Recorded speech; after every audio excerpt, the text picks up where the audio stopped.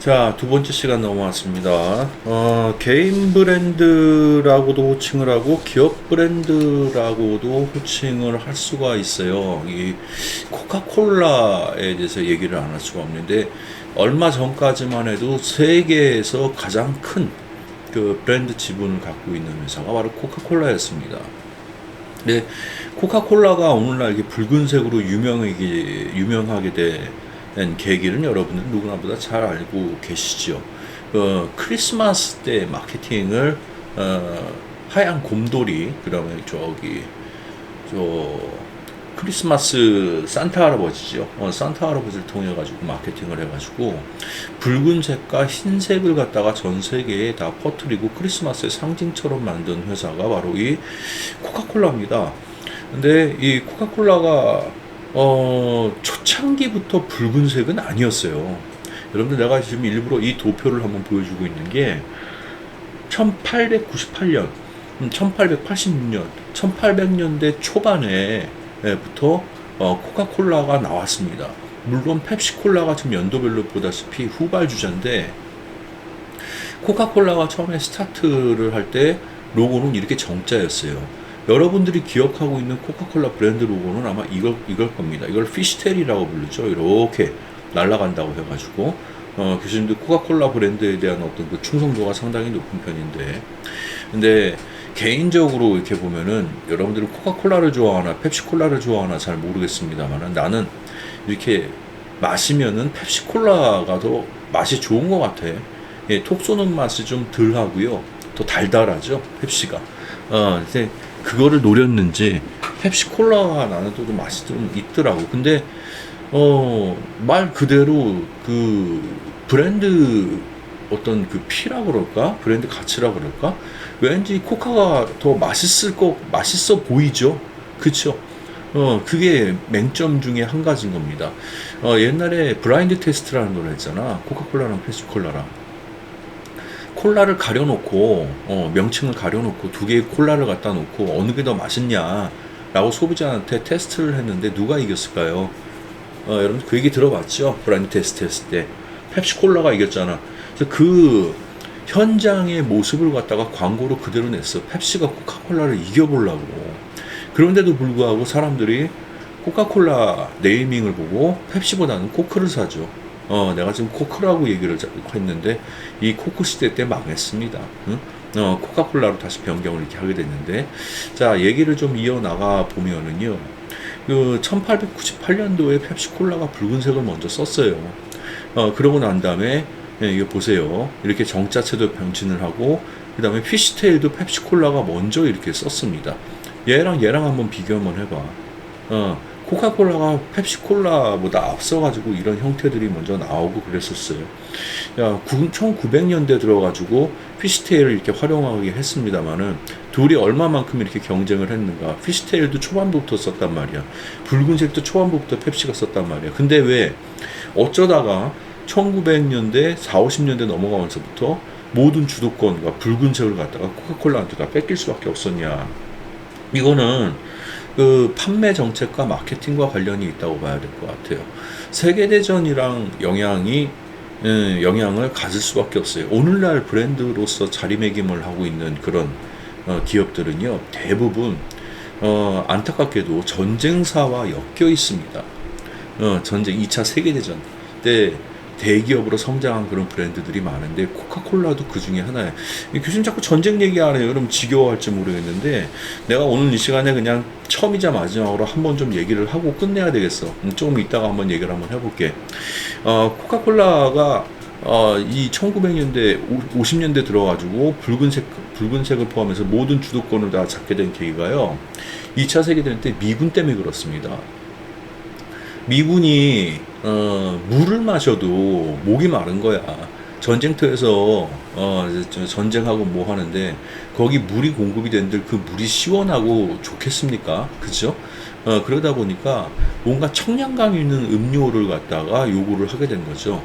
그때 코카콜라를 갖다가 이제 저 미군들한테 공급을 했는데 이 콜라가 히트를 쳤다 그러죠. 이게 탄산이 들어있고 하다 보니까. 그래서 그 그 계기를 통해 가지고 전 세계에 퍼져 나갔다고 여러분들이 이제 생각을 하시면은 돼요. 자, 코카콜라와 펩시콜라의 전쟁에 대해서 간단하게 몇 가지 더 짚자 얘기하자면은 이 둘 다 스타트 원료는 좀 비슷합니다. 펩시 창업자가 존 펜버튼이라는 사람이에요. 여러분들 아마 처음 볼 겁니다. 코카콜라는 아서 캔들러가 창시자라기보다는요, 아서 캔들러가 판권을 사갖고 오신 분이죠. 이름 없는 약사가 소화제 명목으로 코카콜라를 개발을 했죠. 개발을 했는데 그 코카콜라가 일반 음료로도 괜찮을 것 같다 싶어가지고 당시 이름은 코카콜라가 아니었겠죠. 무슨 소화제였겠지. 거기다가 코카콜라라는 이름을 붙인 당사자가 이 아서 캔들러라는 분이십니다. 근데 이 코카콜라가 유명하게 된 계기 중에 한 가지가요, 이 병이죠. 보틀입니다. 이 병이 왜 어떻게 나오게 됐는지 여러분들 그 경로를 아시는지 모르겠는데 처음에는 일반 소주병 같이 이렇게 플랫한 병이었어요. 근데 이게 굴곡을 갖게 됐죠. 콜라를 담을 수 있는 병에 대한 컴피티션을 한 거야. 공모전을 한 겁니다. 그러니까 여러분들 또래의 학생이라고 봐야 돼. 학생이 공모전 대상을 타게 되죠. 요구 조건이 그거였대요. 양은 많이 들어가면서, 양은 적게 들어가면서 많이 들어간 것처럼 보이게 만들고, 집기 편하게, 쥐기 편하게 만들면서도 콜라만의 아이덴티티를 줄 수 있게끔 만들어라. 그래서 그거에 대한 답을 못 내리고 있는 그런 상황에 그 옛날에 여자분들이 입고 다니던 그 옷이요, 항아리 치마라 그래요. 그래서 이렇게 뿔룩 이 허리 부분은 이렇게 쏙 들어가고 뿔룩 올라오는 이런 치마가 있었습니다. 근데 그거를 여자친구가 그 옷을 입고 왔나 보지. 근데 그거를 보고 착안을 해서 만든 게 이 코카콜라 보틀 병이 된 거죠. 그렇죠. 오늘날 이 코카콜라 병이 쓰여지고 있는지 모르겠습니다만은 이게 디자인적으로 정말 획기적인 그런 사례 중에 한 가지입니다. 그래서 코카콜라가 이걸로 히트를 치죠. 그래서 콜라 하면은 이 병을 떠올리게 되는 그런 계기가 됩니다. 자, 펩시는 그 당시에 마케팅을 제대로 하지 못했어요. 콜라에 귀에 눌려가지고 전쟁 2차 세계전쟁 이후부터 펩시콜라와 코카콜라는 전쟁터로 경쟁 관계라고 하기 무색할 정도로 엄청나게 판매량이 벌어지기 시작합니다. 그래서 펩시콜라를 결국에는 펩시콜라가 코카콜라 쪽에다가 우리 지분을 사서 통합을 시켜달라라고 그렇게 얘기를 했었죠. 근데 코카콜라가 야 니들은 니들대로 놀아 해가지고 그 지분 사는 거를 거부를 해버려요. 그러니까 펩시가 얼마나 자존심이 상했겠습니까? 그러니까 루트를 이제 변경을 하게 된 거야. 그래서 뒷날 이렇게 로고의 변화를 이렇게 보면은 붉은색과 푸른색으로 로고를 변화를 해요. 예, 이거 보고 뭐 한국 거 아니냐고 한때 얘기가 돌고 그랬는데 우리나라 거 아닙니다. 우리나라 거 아니고 붉은색과 푸른색으로 해서 아이덴티티를 달리 주게 되죠. 그리고 피시텔이 아니라 정자체로 가게 됩니다. 얘들이 정자체를 주고 왜 이렇게 푸른색을 갖다 끌어들이기 시작하냐면 청량감이라는 것과 동시에 이때 당시에 마케팅을 누구를 대상으로 했냐면 젊은 층을 대상으로 했어요. 우리는 타겟을 갖다가 젊은 층으로 두자.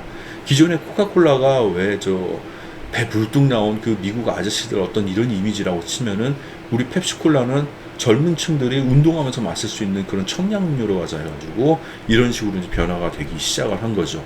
그래서 나중에 그 끌고 가는 어떤 서브 브랜드들의 네이밍 보면 뭐 미란다라든지 아니면 뭐 기타 청량음료 게토레이 같은 것들이 있죠. 이런 것들이 펩시콜라의 서브 브랜드로 자리를 잡게 되지.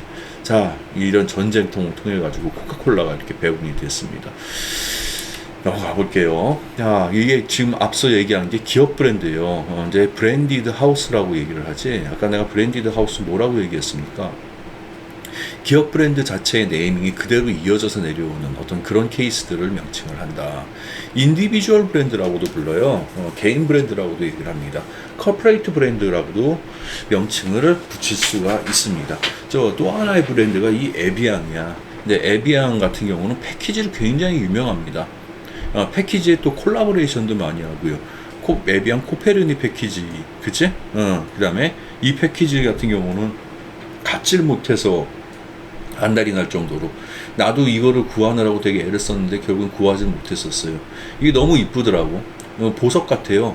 그냥 투명한 물 하나가 들어가 있는데, 야, 근데 생각을 해봐라, 얘들아. 나는 좀 그런 생각이 들어. 그, 아는, 여성 교수님이신데요. 그분이 에비앙 물만 마신다는 얘기를 내가 들어본 적이 있어요. 우리 학교 교수님이세요. 근데, 글쎄, 저 산 넘고 물 건너서 바다 건너서 이렇게 왔어, 물이. 이게 과연 우리나라에서 나는 생수보다 더 신선할까? 나는 좀 그런 생각이 좀 들어요. 응? 근데 여러분들은 어떻게 생각할지 모르겠습니다만, 에비앙 생수도 굉장히 좀 비싸지 않습니까? 그만큼의 어떤 값어치를 하나, 상품 자체에 있어가지고, 그만큼 몸에 좋은가, 그만큼 신선한가는 좀 생각을 해볼 필요가 있지 않나. 그런데도 비싼 돈을 주고 에비앙이 판매가 잘 되고 있단 말입니다. 그 이유는 결국 뭐가 되겠습니까? 나는 에비앙이야말로 정말 패키지 가격이라고 생각을 해요. 브랜드 가격입니다. 여기 글을 써 있는 걸 보면은 에비앙 생수가 기원이 이렇게 돼. 어떻게 이렇게 에비앙이 유명하게 됐냐면은 프랑스 알프스 산지 쪽에서 나오는 생수인데, 이거를 어떤 한 등산객 남자가 근데 질병이 있었나 보죠. 여러분 요로결석이라고 그러면 아세요? 요로결석 뭔지 압니까? 교수님은 요로결석을 한번 겪어봤거든요. 근데 굉장히 아파요. 굉장히 아픕니다. 나는 뭐 때문에 그랬냐면은 그때 몸이 노쇠하고 이런 시기가 아니에요. 30대 시기에 나는 요로결석이 한번 왔었는데, 한 번 왔었어요. 그 한약을 잘못 먹어가지고 허리를 시술을 받았는데 뼈에 좋다는 한약을 먹었거든요. 근데 뼈에 좋다는 게 결국 뭡니까? 칼슘이 많이 들었다는 얘기지. 그 칼슘제가 너무 많이 들은 거를 갖다가 하루 복용량 이상을 해버린 거죠. 하루에 한 번 먹게 돼 있는데 난 그걸 모르고 아침, 점심, 저녁을 먹었어요. 이거 얼마나 바보 같니? 응? 그래서 칼슘이 몸에 쌓여져 버린 거야. 그래서 배출이 안 되고, 그게 이제 소위 말하는 요도 방광 쪽에 모여가지고 그게 굳어져 버려서 돌이 돼 버린 거죠. 근데 그 소변을 볼 때 아무튼 피가 막 섞여 나오고 굉장히 안 좋아가지고 그때 검사를 받았더니 요로결석이라고 얘기를 하더라고요. 자, 그 요로결석이 굉장히 아픕니다. 근데 그게 노인이 되면은요, 몸에 순환이 잘 안 돼가지고 습관적으로 생기시는 분들이 있어요. 예전에 우리 아버지 돌아가셨는데, 돌아가신 우리 아버지도 새벽에 이렇게 일어나서 앉아 계시고 그런 경우도 있어서 물 마시면서 이게 몸에 이렇게 돌이 자연스럽게 자꾸 생기시는 분들이 있어요. 근데 이분도 그런 분이셨나 보지. 그분이 치료를 받을 때 뭐를 먹고 이 에비앙 생수를 먹고 치유를 하게 됐다는 거야. 자연스럽게. 그래가지고 그때부터 치유의 샘물이다 해가지고 이 에비앙이 굉장히 유명해지게 됐죠. 그러고 난 다음에 여러 이제 브랜드 그리고 디자이너들과 콜라보레이션을 통해 가지고 브랜드 가치를 올리게 된 그런 브랜디드 하우스의 대표적인 브랜드가 바로 이 에비앙이라 얘기를 할 수가 있고요. 이 패키지는 아무튼 굉장히 유명한 케이스였습니다. 2005년도에 나왔는데도 지금까지도 아무튼 그 값어치가 엄청나요. 한정판으로 아마 나왔을 거야. 자, 이 지금 토블론이라는 이 초콜릿 같은 경우는 생긴 형태 자체로서 브랜드 아이덴티티를 나타냅니다. 예, 마테오른 산이에요. 유럽의 높은 산입니다. 이 산지 지형을 갖다가 그대로 따가지고 만든 게 이 토블론이라고 얘기합니다. 이거 여러분 먹어봤을 겁니다. 한 번 정도. 초콜릿 맛이 그렇게 특이하게 있고, 글쎄 교수님께 미각이 발달된 사람이 아니라서 그런지 모르겠는데, 이게 특별히 맛이 좋거나 나는 그렇게까지는 못 느끼겠어. 근데 이게 슈퍼마켓이나 이런 데 가잖아요. 마켓 같은 데 가면 이 토블론이 눈에 띄어. 왜 눈에 띕니까? 이게 삼각형 형태로 돼가지고, 그렇죠? 패키지 자체가 굉장히 독특하게 생겼어요. 이게 산의 지형의 영향을 받았다 그러지. 어떻게 보면은 이 자기네 나라의 그 로컬 마케팅과도 연결이 되는 그런 부분이라고 볼 수 있어요. 삼각형 하면은 이코로 이 토블론이라는 게 영상이 되게끔 그렇게 지금 돼 있는 거죠. 일본의 후지산 쪽에 가보면은 그 산과 연계된 상품들이 굉장히 많이 나와 있습니다. 근데 재밌는 상품들이 굉장히 많아요. 후지산 모양을 따다가 소프트한 이렇게 케이크를 만들어 놓은 그런 것들도 있고, 후지산이 화산이잖아. 그러다 보니까 그 화산 지형에 크림이 이렇게 흘러내려오는 그런 모양이라든지 후지산 모양으로 만든 어떤 백도 있고 굉장히 다양하게 좀 많습니다만은 우리나라 유명한 산 뭐 한라산 같은 데들 한라산에도 가면 뭐 상품들이 뭐 있겠습니다만은 내가 기억나는 건 도라로 방법밖에 없거든요. 그런 어떤 그 상품 개발이나 이런 것들에서 조금 아쉬운 부분들이 있죠. 이 토블로는 아무튼 이 형태만 가지고도 세계적인 브랜드로 성장을 한 케이스입니다. 얘도 마찬가지로 기업 브랜드라고 얘기를 할 수가 있고요. 자, 컬플레인트 브랜드의 대표적인 게 바로 이 애플입니다. 애플 같은 경우에는 좀 할 말이 많죠.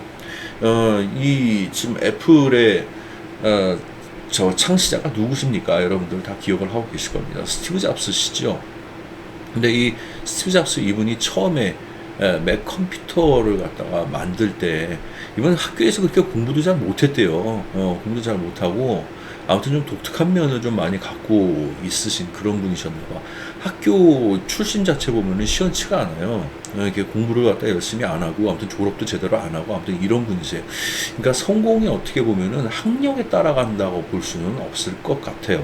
이런 거 보면은 어느 날 자기 집 창고에서 자기 친구랑 같이 만들기 시작한 게 애플 컴퓨터죠. 그쵸? 친구가 사과 한 입 베어 물고 딱 내려놨는데 거기서 영감을 받아서 애플이라고 졌다는 그런 후소문이 돌지 않습니까? 그래서 애플을 갖다 사과 컴퓨터 해가지고 오늘날 이렇게 유명세를 타게 됐는데 처음에 만들게 된 게 IBM이랑 전혀 다른 시스템으로 해서 애플 컴퓨터가 나오게 돼요. 이 IBM과 대적을 이제 하게 되기 시작을 한 거죠. 자, 근데 그 컴퓨터가 어떤 거였냐면은 바로 이런 초창기의 애플 컴퓨터가 이렇게 만들었습니다. iOS의 환경이 처음으로 제작이 되기 시작을 한 거죠. 자, 그러다가 대표적으로 유명세를 타기 시작을 한 게 애플의 누드 컴퓨터입니다. 나는 이거를 실제로 예전에 난 코가면 내가 저 어렸을 때 이거를 봤어요. 근데 이게 굉장히 이뻤어. 그 당시에 투박한 그런 박스형의 그 밑에 놓는 박스형이었습니다. 이게 오늘날은 데스크탑이 다 옆으로 이렇게 서 있잖아요. 이게 밑에 다 깔려 있었어요. 이 밑에 놓는 그 컴퓨터가 아니라 이게 하나의 합체된 형태로 모니터에 이렇게 모든 시스템이 다 들어가 있는 거예요. 이게 얼마나 독특합니까? 그리고 이게 투명이었어요. 누드 컴퓨터였어요. 그래서 다들 이걸 사고 싶어서 좀 안달이 났었지. 근데 이때 당시부터 문제가 뭐였냐면요. 프로그램이 대부분 다 IBM용으로 나오기 때문에 이 맥이 호환이 안 되는 게 이때부터 아무튼 굉장히 문제가 좀 많이 됐었어요. 여러분들도 지금 프로그램 배우고 있는데 그거 참고적으로 좀 알고 있어야 돼.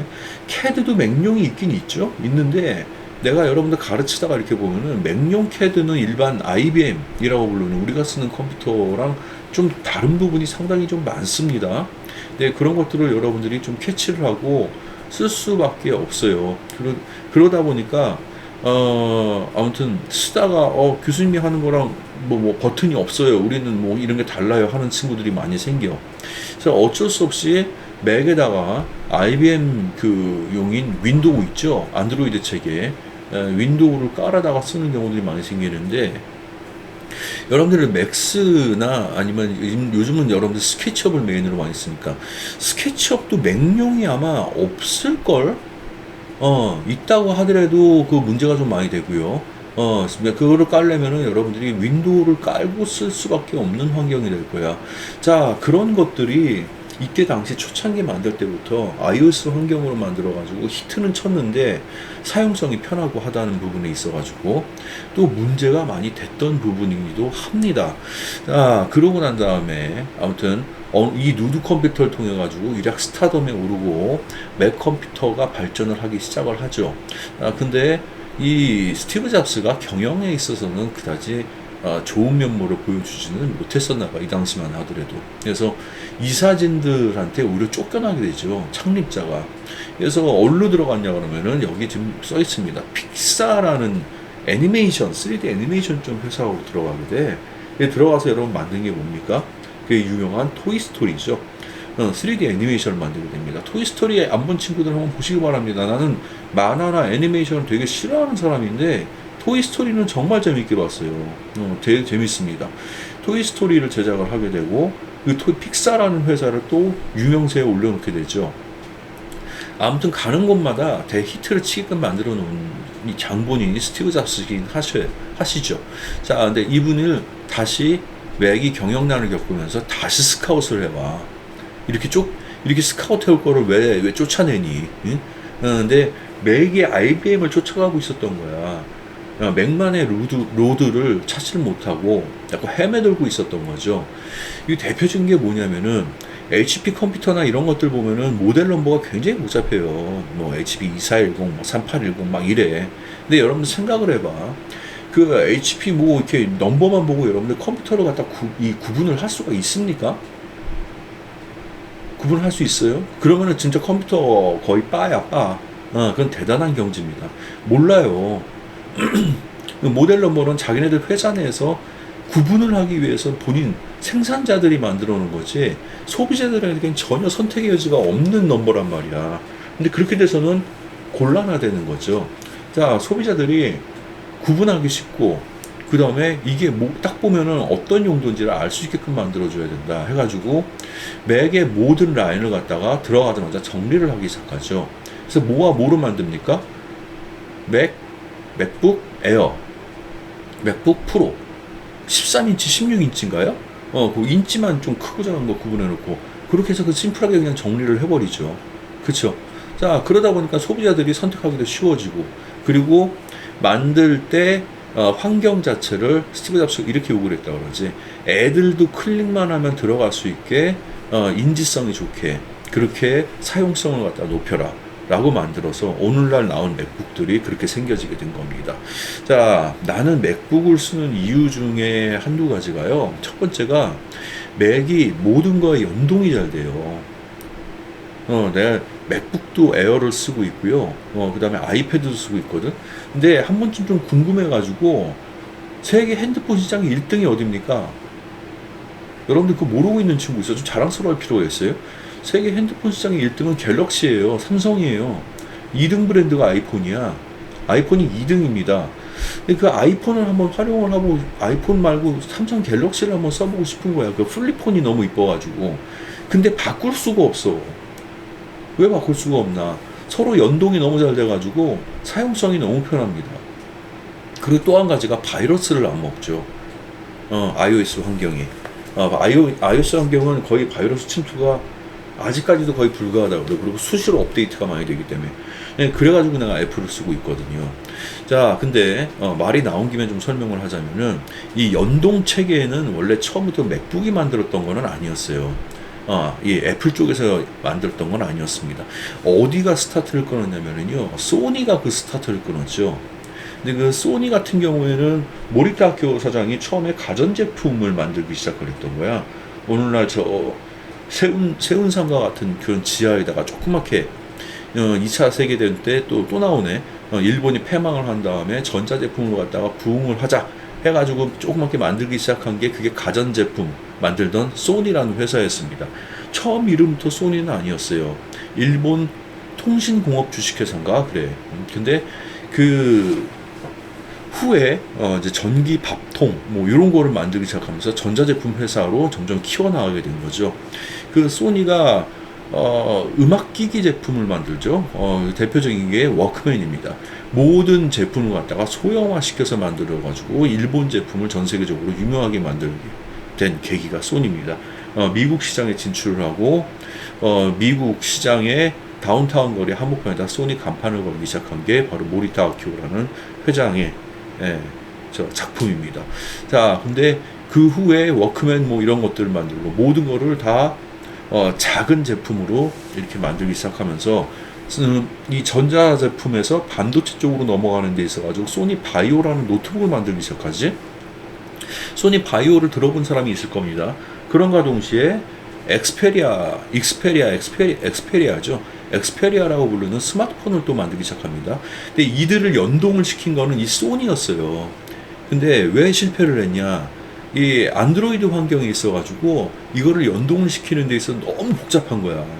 체계가. 시스템이 너무 복잡해가지고 소비자들이 이걸 깔고 프로그램을 뭘 또 깔아야 되고 연동을 시키려면 어떤 작업을 해줘야 되고 또 무슨 승인을 받아야 돼. 굉장히 복잡했대요.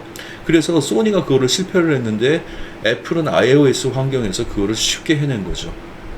그 연동 체계 자체가 지금 교수님 같이 이거를 애플 충성도를 계속 끌고 나갈 수 있는 하나의 큰 무기가 되는 거야. 그렇게 봐야 됩니다. 자, 이거 봐봐. 애플의 상품 라인이죠. 아이팟 같은 것도 마찬가지고요. 애플의 두 타입의 맥북이 이렇게 나와 있습니다. 회의하는데도 최소 5명 이내로 인원을 제외할 정도로 굉장히 극단적으로 단순화에 대해서 목숨을 걸던 분이 바로 이 스티브 잡스라고 그렇게 얘기를 합니다. 대표적인 브랜드가 맥입니다. 맥. 자, 충분히 설명을 좀 한 것 같아요. 자, 그리고 브랜디드 하우스, 로컬 브랜드라고 이렇게 내가 명칭을 붙여놨는데, 이게 아우토슈타트라는 데야. 근데 아우토슈타트가 이게 뭐냐면은, 세계에서 가장 큰 자동차 회사라고 꼽으면은, 폭스바겐 아우디를 빼놓을 수가 없습니다. 독일의 폭스바겐 아우디 같은 경우에는요,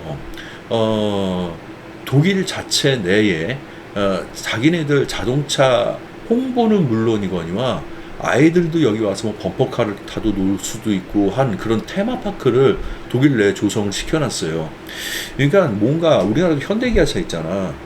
그 정도의 어떤 대기업이고 소비자의 신임을 얻는 회사라 그러면은 소위 말하는 어떻게 보면 팬 서비스지. 그런 차원이라도 뭔가 이런 것들을 저기 고객들에게 좀 조성을 시켜줄 필요가 있어. 근데 굉장히 약하지, 우리나라는. 현대기아가 만들어 놓은 어떤 자동차 테마파크 여러분들 뭐 어디 가봤습니까? 나 제대로 들어본 데가 없는데, 서울 시내에 조그만 건물 하나 빌려가지고 거기다가 뭐 자동차 전시해 놓는 거, 그거 가지고는 안 돼요. 여기 한번 보세요. 이게 어디 나오냐면은 미션 임파서블 있죠. 미션 임파서블 그 영화 보면은 여기 장면으로 해서 그 톰 크루즈가 쭉 하고 이렇게 자동차 타고 떨어지는데 에어백이 팍 터지면서 살아. 그런가 동시에 버튼 하나 딱 눌러가지고 전 세계를 망하게끔 할 수 있는 미사일의 스타트를 멈추게 만드는 그런 장면이 있습니다. 이 미션 임파서블에서 나오는 유명한 장면인데, 이 건물이 이 건물이에요. 근데 이 건물을 이렇게 보면은 여기 밤에 보면 이게 미니카 전시장 같아. 불이 쫙 들어와. 일종의 이거 자체가 이제 쇼룸이 되는 거야, 건물이. 그래서 우리나라는 차 계약하고 그러면 시승도 못하는 경우들이 있어. 차가 시승할 차가 없는데요, 뭐 이래가지고. 근데 얘들은 여기 차 뭐 몇 칸에 있는 요 빨간 차 저기 골프를 한번 타보고 싶어요. 이러면은 이게 빼서 주는 거야. 타보기도 하고, 이 차 계약해서 가져가겠다 싶으면은 키를 이 자리에서 그대로 내줘요. 그리고 아이들은 여기서 뭐 재밌는 거 놀이기구 타고 놀고 있고, 새 차 타고 집에 가는 거야. 이게 얼마나 하나의 저 시스템으로 해가지고 소비자들한테 즐거움을 줄 수 있는 그런 계기가 되겠습니까? 근데 우리나라는 이런 것들이 약하죠. 그쵸? 자, 아무튼 독일의 하나의 그 지역을 유명하게 알린 그런 계기가 된 그 아우토슈타트라는 테마파크 사례입니다. 자, 그리고 여기서부터 3교시를 좀 넘어가야 되겠는데 시간이 좀 다 됐네요. 자, 조금 이따가 얘기를 좀 이어나갈게요.